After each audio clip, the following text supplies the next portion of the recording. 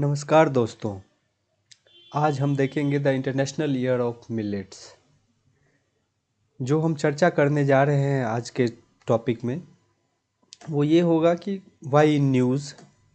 फिर देखेंगे मिलेट्स क्या है, इसके इनके टाइप्स क्या है, इम्पोर्टेंस ऑफ मिलेट्स आखिर इतनी चर्चा में है, क्यों governments all around the world millets के प्रोडक्शन के लिए, मिलेट्स के अवेयरनेस के लिए, लोगों में इसका अवेयरनेस फैले इसके लिए काफ़ी एफर्ट लगा रहे हैं।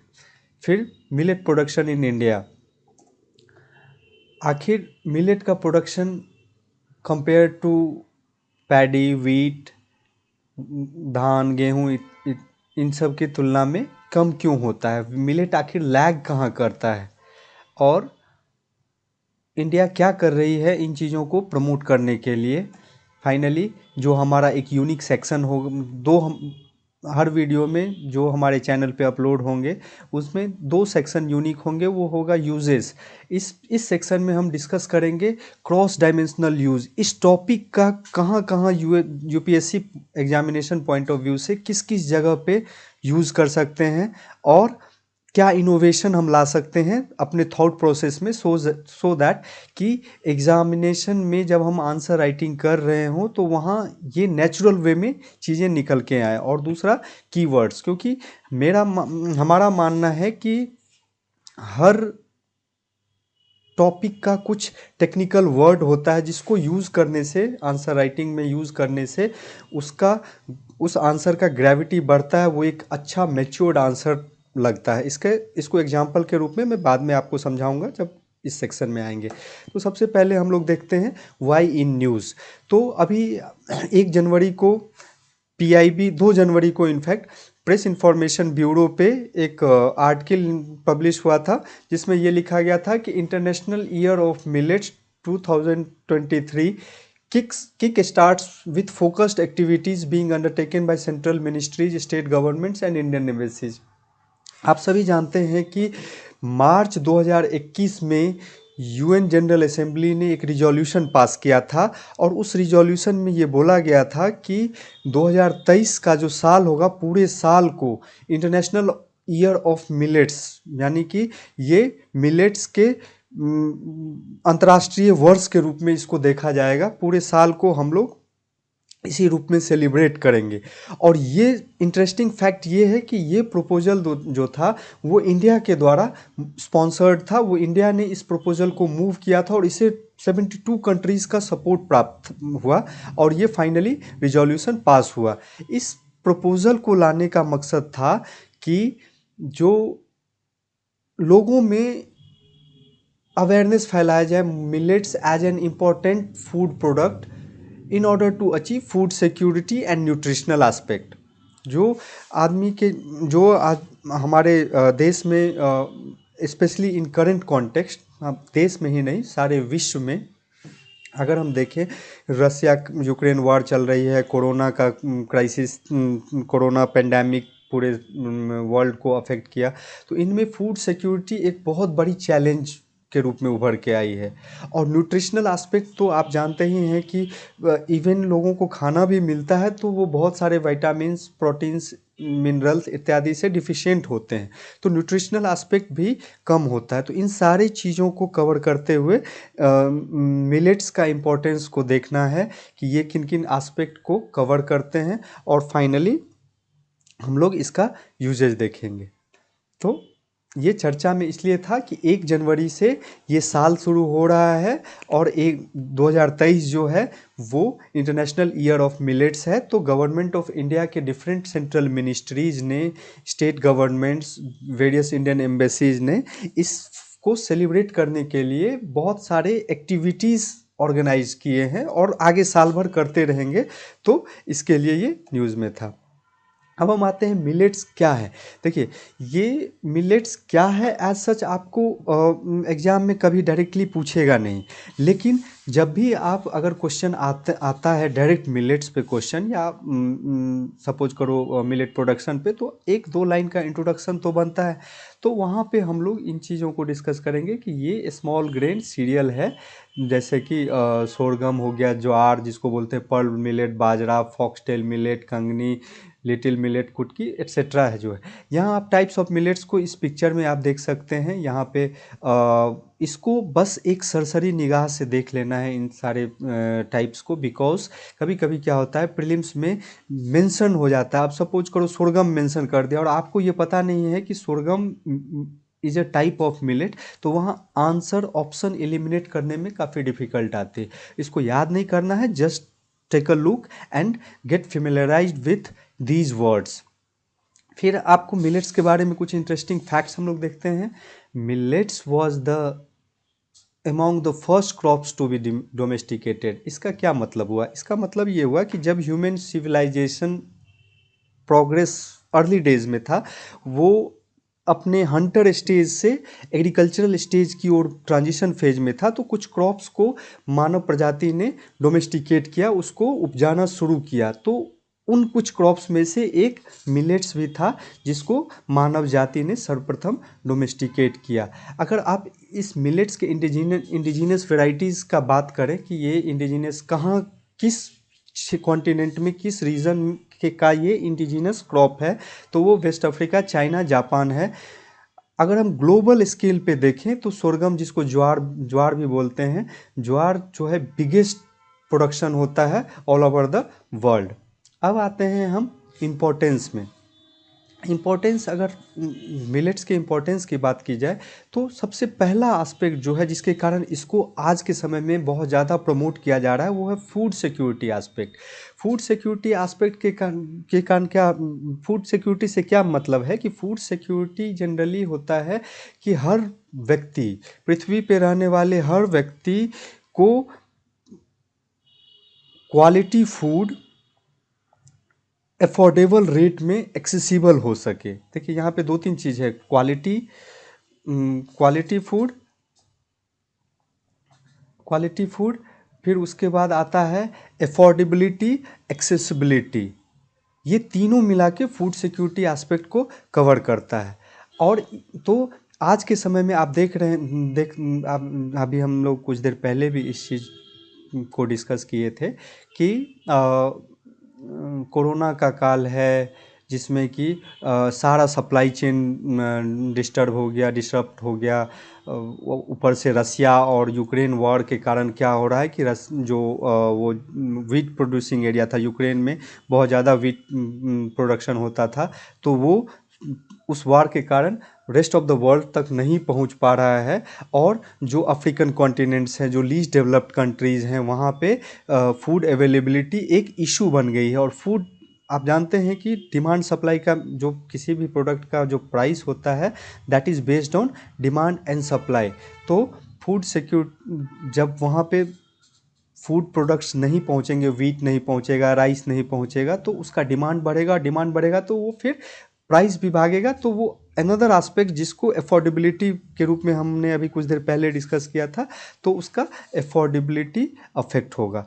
तो फूड से अब क्या है कि चूँकि ये इसको कल्टीवेट करना, इस सेमी एरिड रीजन में भी ये कल्टीवेट, जो हम आगे देखेंगे, तो ये सेमी एरिड रीजन में भी कल्टीवेट हो सकता है।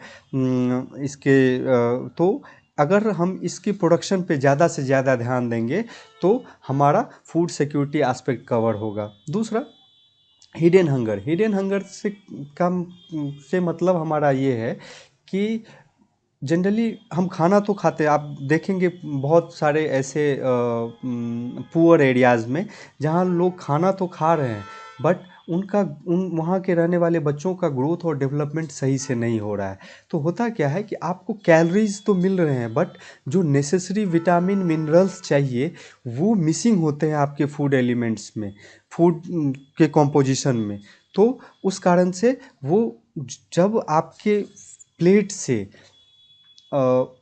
एसेंशियल विटामिन्स, मिनरल्स जो कि डेवलपमेंट के लिए काफ़ी ज़रूरी हैं, वो अगर मिसिंग हैं, तो वैसी सिचुएशन को हिडन हंगर बोला जाता है। आपको पेट तो भर रहा है, आप जो खा रहे हैं उससे पेट तो भर रहा है, बट आपका वो उस रेशियो में डेवलपमेंट और ग्रोथ नहीं हो रहा है, तो इसको हिडन हंगर बोलते हैं। अब एग्जांपल देखिए, बाजरा में जो है आयरन है, जिंक है, प्रोटीन है, और ये अगर इसके लेवल इन मिनरल्स के लेवल की बात करें तो वीट से ज़्यादा है, वीट के आसपास ही है, लेकिन ये ग्लूटेन फ्री है और इसमें फाइबर का कंपोनेंट भी ज़्यादा है।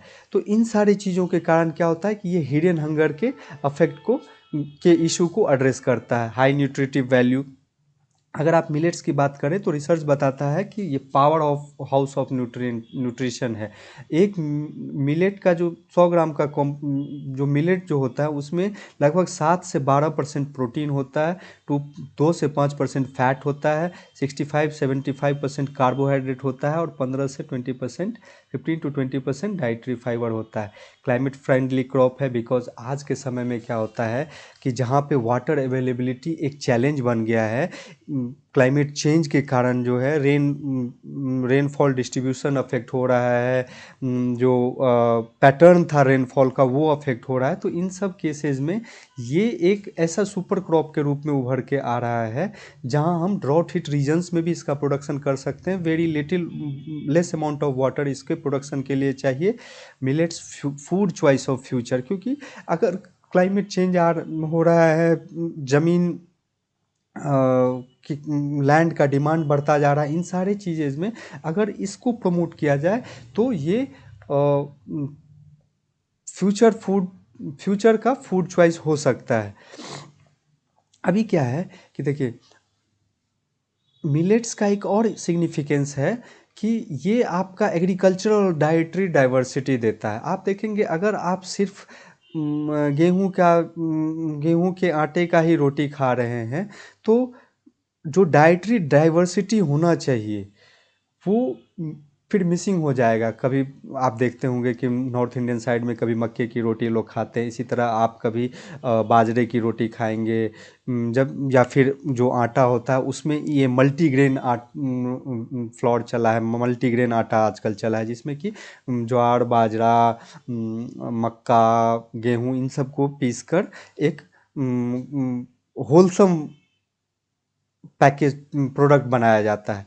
तो ये काफ़ी ज़्यादा डाइवर्सिटी इंक्रीज करने के में अफेक्ट में के लिए हेल्पफुल है।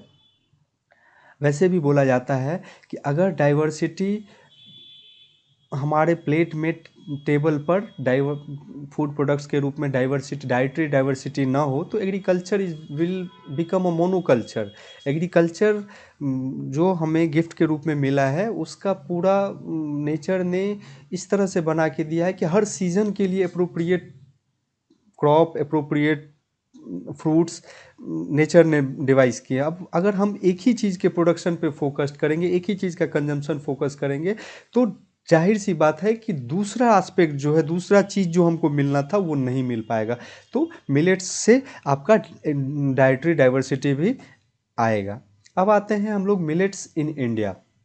अगर हम थोड़ा हिस्टोरिकल बैकग्राउंड की बात करें तो हम देखें, हम तो इंडियन कॉन्टेक्स्ट की अगर बात करें तो हम पाएंगे कि इंडस वैली पीपल जो था वहाँ एविडेंस मिला है कि सिंधु घाटी सभ्यता में लोग मिलेट्स कंज्यूम करते थे उस समय, यानी कि इंडिया में इसका प्रोडक्शन उस समय भी होता था।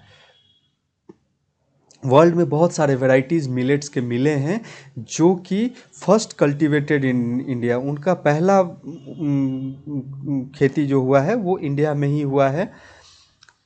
अगर हम एग्रीकल्चर मिनिस्ट्री की बात करें तो as per agriculture ministry in India millets are mainly kharif crop. आपको पता है कि जनरली क्रॉप के 3 टाइप्स होते हैं, एक खरीफ रबी एंड जायद। तो खरीफ वो क्रॉप होता है जो गर्मी और रेनी सीजन के समय समर सीजन में जून टू मई जून टू सितंबर अक्टूबर का जो सीज़न होता है उसको उसमें खरीफ क्रॉप उत्पादन होता है। अगर India as a producer of millets की बात करें तो इसमें पूरे वर्ल्ड में 41% जो है इंडिया का मिलेट प्रोडक्शन का शेयर था इन 2020। अगर हम 2021-22 में टोटल मिलेट्स के प्रोडक्शन की बात करें तो 3.75 लाख टन था इंडिया में इसका प्रोडक्शन, और यील्ड जो था वो 885 किलोग्राम पर हेक्टेयर था इंडिया का। और जो फिगर है साइड में, उसमें आप देख सकते हैं कि इंडिया में सबसे ज़्यादा प्रोडक्शन जो होता है पर्ल मिलेट का होता है, अराउंड 60% बाजरा, फिर उसके बाद सोरगम ज्वार का, रागी 11% और स्मॉल मिलेट्स 2%। अगर हम स्टेट वाइज देखें प्रोडक्शन का, तो सबसे ज़्यादा मिलेट्स का प्रोडक्शन राजस्थान में होता है, उत्तर प्रदेश उसके बाद है, गुजरात, हरियाणा, गुजरात, इस तरह करके चीज़ें हैं। अगर हम ज्वार की बात करें तो मेनली जो ज्वार है वो महाराष्ट्र, कर्नाटक, राजस्थान, तमिलनाडु, आंध्र प्रदेश, उत्तर प्रदेश, तेलंगाना और मध्य प्रदेश में इसका सबसे ज़्यादा प्रोडक्शन होता है। और अगर एरिया वाइज और टोटल वॉल्यूम ऑफ प्रोडक्शन के बात करें तो महाराष्ट्र सबसे ज़्यादा नंबर 1 पे था 2020-21 में। इसी तरह बाजरा का ये सब रीजन है, राजस्थान, उत्तर प्रदेश, हरियाणा, गुजरात। लेकिन अगर लार्जेस्ट एरिया और लार्जेस्ट प्रोडक्शन की बात करें 2020-21 में, तो राजस्थान इसमें टॉप पे था। तो बाजरा का प्रोडक्शन सबसे ज़्यादा राजस्थान में एरिया वाइज और प्रोडक्शन वाइज, महाराष्ट्र का में ज्वार का। तो अब आते हैं हम मिलेट्स, आखिर दूसरे क्रॉप से इसका प्रोडक्शन कम क्यों होता है। तो सबसे पहला तो ये देखेंगे कि आप अगर अपने दादा के समय में या उनसे भी बैकवर्ड का कहानी सुनते होंगे, तो आप देखते होंगे कि ज्वार, बाजरा इन इत्यादि की खेती गांव घर में होती थी। लोग समय समय पर इन सारी चीज़ों का को अपने डाइटरी टेबल पे भी यूज़ करते थे, खाने में इसको यूज़ करते थे। बट उस समय क्या था कि राइस और व्हीट का अवेलेबिलिटी इतना ज़्यादा इजी नहीं था। अभी आज के समय में क्या हो गया कि पहले तो ग्रीन रिवॉल्यूशन आया, जिससे कि राइस और व्हीट का प्रोडक्शन बहुत ज़्यादा बढ़ा इंडिया में। फिर NFSA act, national food security act 2013 में आया, जिसके तहत पीडीएस से, जो आपका राशन का दुकान है, सरकारी राशन का दुकान है, जो वहाँ से पीडीएस से कोटा के माध्यम से राइस और व्हीट काफ़ी चीप रेट में, और अब तो अगर आप जनवरी से बात करें, 2023 जनवरी से बात करें, तो वो फ्री में अवेलेबल हो रहा है जो भी एलिजिबल हाउस होल्ड्स हैं उनके लिए। तो राइस और व्हीट का अवेलेबिलिटी अब करंट कॉन्टेक्स्ट में उतना प्रॉब्लमेटिक नहीं रहा। तो जैसे ही इनका अवेलेबिलिटी ज़्यादा बढ़ा, तो मिलेट्स जो हैं वो साइडलाइन ऑन द मार्जिन्स होते गए। दूसरा क्या है कि मिलेट्स का अभी भी कंपैरिजन टू, अगर राइस और व्हीट का बात करें तो जो पर हेक्टेयर यील्ड है वो काफ़ी कम है। तो ये फार्मर्स के लिए काफ़ी डिसइंसेंटिव के रूप में काम करता है। अगर आप देखेंगे कि चूँकि आपको अभी पहले बताया था कि ग्लूटेन फ्री होता है मिलेट्स, तो ग्लूटेन प्रोटीन न होने के कारण क्या होता है कि आप देखेंगे, अगर जिन किन्हीं को प्रैक्टिकल एक्सपीरियंस होगा, जिन्होंने नज़दीक से देखा होगा कि जो मिलेट्स का आटा होता है वो काफ़ी खुरदरा होता है, इनसे जो बनती है रोटी वो काफ़ी खुरदरा होता है। देखने में ही आपको लगेगा कि यार ये क्या सामने प्लेट पे आ गया। लेकिन अगर आप मैदा देख लें, या फिर आटा देख लें, जो कि व्हीट का आटा होता है, गेहूं का आटा होता है, उनसे बनी रोटी देखेंगे, एकदम स्मूथ, कोहेसिव, इलास्टिक लगेगा कि यार मतलब देखने में काफ़ी उसका रिक्रिएशनल लुक होता है। तो ये जो फीचर होता है जो आँखों को भाता है, इस कारण से क्या होता है, आजकल वैसे भी चलता है, जो दिखता है वो बिकता है। तो इस कारण से धीरे धीरे मिलेट्स लोग अपने प्लेट से हटाने लगे, मिलेट्स के प्रोडक्ट्स को।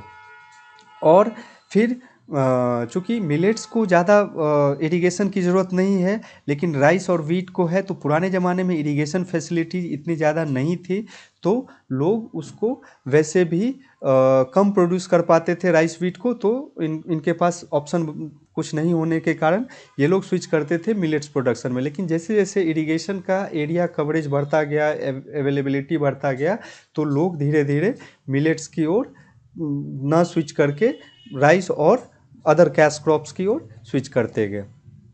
अब आते हैं, हम देखते हैं कि इंडिया आखिर क्या कर रही है कौन से स्टेप्स ले रही हैं इन चीज़ों को प्रमोट करने के लिए, मिलेट्स को प्रमोट करने के लिए। क्योंकि इंडिया ने स्पॉन्सर किया था इस रिजोल्यूशन को, और इंडिया ही अगर अपने यहाँ हम अगर यहाँ की गवर्नमेंट इसको प्रमोट करने के लिए स्टेप्स नहीं लेगी तो that will be bad that will give a bad message to the entire world.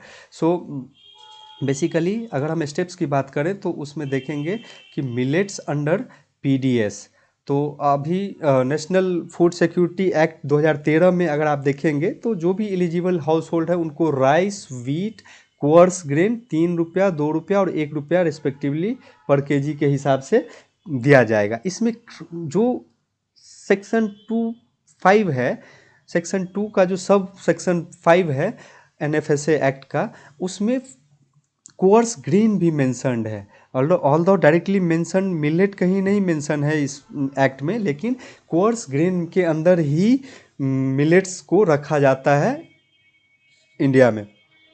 फिर उसके बाद इंडिया जो सेंट्रल गवर्नमेंट है वो एक कमेटी सेंट्रल गवर्नमेंट ने ही बनाई थी जिसने ये रिकमेंड किया कि मिलेट्स, जैसे आप राइस, वीट इत्यादि इन सब चीज़ों को पीडीएस के थ्रू बांटते हैं, लोगों तक पहुंचाते हैं, वैसे मिलेट्स को भी इंक्लूड किया जाए। और गवर्नमेंट ने इस रिकमेंडेशन को मान लिया है, और कमिंग समय में आप पीडीएस पे पाएंगे कि मिलेट्स भी उस रीजन के जो स्पेसिफिक मिलेट्स होंगे वो वहाँ पीडीएस पे भी अवेलेबल होंगे। गवर्नमेंट का अगर बात करें तो 2022-23 के खरीफ सीजन में उन्होंने टारगेट रखा है कि 13.7 लाख मैट्रिक टन जो है कोअर्स ग्रेन को प्रोक्योर किया जाएगा। और इस कोअर्स ग्रेन में आपका ये भी शामिल है, मिलेट्स भी शामिल है, और जो कि 2021-22 की तुलना में मोर देन डबल है। 2018 में एग्रीकल्चर मिनिस्ट्री ने मिलेट को एक न्यूट्री सीरियल के रूप में प्रमोट किया, इसको रीब्रांड किया न्यूट्री सीरियल। आप देखते हैं सीरियल है तो मिलेट्स को अब तक क्या कोअर्स ग्रेन बोलने में और अजीब सा लगता है, तो इसको फिर से पोजीशनिंग करना शुरू, ब्रांड पोजीशनिंग करने के लिए इसका नाम न्यूट्री सीरियल दिया, जो क्योंकि न्यूट्रिशन से न्यूट्री लिया और सीरियल, तो ये कोअर्स सीरियल का सीरियल लिया।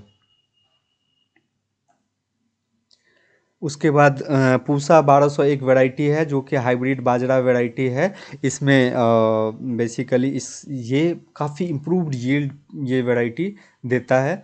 2018 में इंडियन गवर्नमेंट ने नेशनल ईयर ऑफ मिलेट्स घोषित किया था, और उसकी सफलता के बाद ही इसने प्रपोजल डाला 2021 में कि इंटरनेशनल लेवल पे भी मिलेट्स को प्रमोट किया जाए।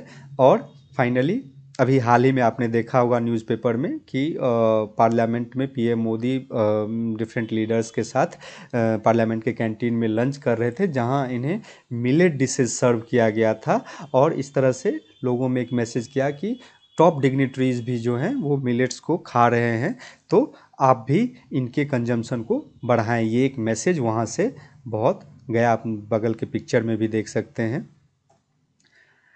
तो ये तो हो गया स्टेप्स। अब सजेशन क्या क्या और किया जा सकता है, क्योंकि आपका आंसर तभी कंप्लीट होगा जब आप सजेशन पार्ट को भी इंक्लूड करते हैं। तो सजेशन के लिए ये कर सकते हैं कि चिल्ड्रंस के डाइट में, चूँकि आजकल हिडन हंगर का जो समस्या है उसके कारण से क्या हो रहा है कि अपना हंगर इंडेक्स में देखेंगे अगर इंडिया का रैंकिंग, तो वो पीछे चल रहता है। न्यूट्रिशनल एस्पेक्ट पे भी इंडियन पॉपुलेशन जो है वो अच्छा परफॉर्म नहीं कर रही है, इंडियन गवर्नमेंट अच्छा परफॉर्म नहीं कर रही है। तो इसके लिए हम क्या कर सकते हैं कि मिलेट्स को चिल्ड्रन के डाइट में प्रमोट कर किया जा सकता है। गवर्नमेंट बहुत सारे प्रोग्राम चलाती है, आईसीडीएस आंगनवाड़ी योजना, प्रधानमंत्री पोषण शक्ति निर्माण, सक्षम आंगनवाड़ी, पोषण 2.0, इन सब में मिलेट्स को as a food product use किया जाए। राइस वीट के अलावा इनको भी इंक्लूड किया जाए और चिल्ड्रंस को दिया जाए। मिनिमम सपोर्ट प्राइस, आपको पता है कि गवर्नमेंट ऑफ इंडिया जो है CACP 23 क्रॉप का मिनिमम सपोर्ट प्राइस जारी करती है। राइस, वीट इत्यादि बहुत सारे क्रॉप हैं जिनका बताती है कि अगर आपका मार्केट प्राइस इस प्राइस से कम हो गया फिर भी गवर्नमेंट ऑफ इंडिया आपको एश्योर्ड बेनिफिट देगी। आप अगर खेती के बाद अपने फसल को बेचना चाहते हैं गवर्नमेंट्स आउटलेट पे, तो आपको मिनिमम इतना प्राइस मिलेगा। पीडीएस को एग्रेसिवली यूज़ किया जा सकता है इसके कंजम्पशन को बढ़ाने के लिए। और जो दूसरे स्टेट्स हैं बहुत अच्छा काम कर रहे हैं मिलेट्स प्रोडक्शन में और उसके लिए अवेयरनेस फैलाने में, तो उसको भी प्रमोट किया जा सकता है। जैसे उड़ीसा गवर्नमेंट का एक ऑलरेडी डेडिकेटेड मिलेट मिशन है, तो इसको हाईलाइट किया जा सकता है। अब देखिए, आप अब आते हैं इसको, तो अब तक हमने एग्रीकल्चरल एस्पेक्ट से देखा और फूड सिक्योरिटी एट्सेट्रा एस्पेक्ट से। अब देखिए कि इंटरनेशनल रिलेशन के एस्पेक्ट से, डिप्लोमेसी एस्पेक्ट से क्या हो गया, मास्टर स्ट्रोक ये इंडिया का कैसे हो गया। आखिर यूएन में इंडिया ने इसको स्पॉन्सर किया, तो कुछ तो उसका ग्लोबल इमेज से भी चेंज हुआ होगा, कुछ तो इंडिया मल्टीलैटरल फोरम में भी अचीव करना चाह रही होगी इसके कारण, इस प्रपोजल को लेकर। तो पहला चीज़ जो हुआ, India as a leader of developing countries. अगर आप देखेंगे कि मिलेट कहाँ ज़्यादा उपजाया जाता है, तो आप देखेंगे ये लो इनकम और डेवलपिंग कंट्रीज लाइक एशिया और अफ्रीका में ज़्यादा उत्पादन होता है और ज़्यादा मैक्सिमम लोग यही कंज्यूम भी करते हैं, इसी रीज़न के लोग मैक्सिमम इसको कंज्यूम करते हैं। तो ऐसे में एक ऐसा प्रोडक्ट जिसको आप कंज्यूम कर रहे हैं और उसको इंडिया ने पूरे ग्लोबल लेवल पे हाईलाइट किया, तो आपको नहीं लगेगा कि इंडिया मेरे बिहाफ पे बोल रहा है। तो धीरे धीरे इंडिया अपने आप को पोजीशन कर रहा है as a leader of developing countries. तो इसमें जैसे कि आप देखे होंगे इंटरनेशनल सोलर अलायंस, ये भी इंडिया का एक मास्टर स्ट्रोक था, जो इंडिया को as a climate friendly country के रूप में इस्टेब्लिश किया और उन कंट्रीज एक ग्लोबल सोलर मार्केट क्रिएट करने में मदद किया, एनर्जी इंडिपेंडेंट बनाने में मदद किया। तो इसी तरह ये भी एक फूड सिक्योरिटी एस्पेक्ट से, क्लाइमेट चेंज एस्पेक्ट से इंडिया का इमेज जो है वर्ल्ड में, इस एस्पेक्ट से इंडिया को काफ़ी हेल्प पहुंचाया। अब आते हैं हम अपने उस सेक्शन में कि इसका यूज़ कहाँ कहाँ हो सकता है। तो सबसे पहले अगर आप यूपीएससी सिलेबस की बात करें तो GS3 में एग्रीकल्चर है, जिसमें सब टॉपिक है major crops, cropping pattern in various parts of the country. तो एक तो आपका यूज यहाँ हो जाएगा। Climate resilient agriculture, food security, जब भी आप कभी एसए में कभी इन सारी चीज़ों की बात कर रहे हैं और करंट में ये इंटरनेशनल ईयर ऑफ मिलेट्स हुआ है, घोषित हुआ है, पूरे विश्व की निगाह इस तरफ है, तो ऐसे में इसको एग्जाम्पल के रूप में यूज़ करना काफ़ी अच्छा माना जाएगा और आपको बाकी आंसर से अलग करेगा और एक्स्ट्रा मार्क्स फेच करने में हेल्प करेगा। अब आते हैं इसको इंटरनेशनल रिलेशन में भी यूज़ कर सकते हैं। अभी जस्ट हमने देखा है कि किस तरह ये डिप्लोमेसी के पर्सपेक्टिव से एक मास्टर स्ट्रोक था इंडिया को, इंडिया का ग्लोबल इमेज चेंज करने में, इंडिया का ग्लोबल इमेज शेप करने में कैसे हेल्प करेगा। India as a leader of less developing countries, as a leader of developing countries कैसे इस्टेब्लिश होगा। इंडिया क्लाइमेट चेंज में काफ़ी फाइट अगेंस्ट क्लाइमेट चेंज में काफ़ी एक्टिव रोल प्ले कर रहा है। आप जब भी न्यूज़ देखते होंगे, ये एक सेपरेट टॉपिक है जिस पे हम बाद में डिस्कशन करेंगे। तो ये है, तो इसमें क्लाइमेट रेजिलियंट एग्रीकल्चर और वाटर कंजर्वेशन, इन सब एस्पेक्ट से इस क्रॉप को प्रमोट करने से इंडिया जो है फाइट अगेंस्ट क्लाइमेट चेंज में इसका क्रेडिबिलिटी और मजबूत होता है। तो इंटरनेशनल रिलेशन एस्पेक्ट से देख लिए। GS1 में सोशल इश्यूज़ में के वाले क्वेश्चंस में हम इसका यूज़ कर सकते हैं। जब आप फूड सिक्योरिटी की बात करते हैं, हिडन हंगर की बात करते हैं, न्यूट्रिशन की बात करते हैं, इन सारी चीज़ों को जब कवर करते हैं, इकोनॉमी फार्मर्स के इनकम बढ़ाने की बात करते हैं, तो आप इन सब को एग्जाम्पल के रूप में दे सकते हैं। क्योंकि जितना अगर फॉरेन कंट्रीज़ में इनका कंजम्पशन ज़्यादा बढ़ेगा, वहाँ के लोग अगर इसके इम्पोर्टेंस को समझने लगेंगे, तो जाहिर सी बात है कि जिस जिस रीजन में मिलेट्स का प्रोडक्शन होता है, वो बाहर के कंट्रीज़ में इसको एक्सपोर्ट कर सकेंगे। तो ये एक अच्छा सोर्स ऑफ रेवेन्यू होगा। और फाइनली एसए में भी इसको यूज़ कर सकते हैं। अब आते हैं हम कीवर्ड्स टू रिमेंबर। तो मिलेट माइंडफुलनेस, मिलेट माइंडफुलनेस, जब आप सपोज कीजिए आप सजेशन दे रहे हैं तो आप ऐसा यूज़ कर सकते हैं कि international year of millets 2023 will help in raising awareness to create millet mindfulness, और there is need to create millet mindfulness and we must do certain activities in to increase the awareness among people. तो एक अच्छा sentence, millet mindfulness. Nutri cereal आपने देखा 2018 में ministry of agriculture ने जो millets हैं उनको रीब्रांड करने के लिए न्यूट्री सीरियल टर्म क्वाइन किया, और हिडन हंगर आपने देखा ही। तो ये सारी चीज़ें आपको आंसर राइटिंग में काफ़ी हेल्पफुल होंगे। उम्मीद करते हैं कि आप सबों को ये वीडियो अच्छा लगा होगा। अगर हम लाइक करें, सब्सक्राइब करें और ज़्यादा से ज़्यादा लोगों के में शेयर करें, ताकि हम आपके लिए यूपीएससी रिलेवेंट टॉपिक्स इसी तरह लाते रहें। Thank you.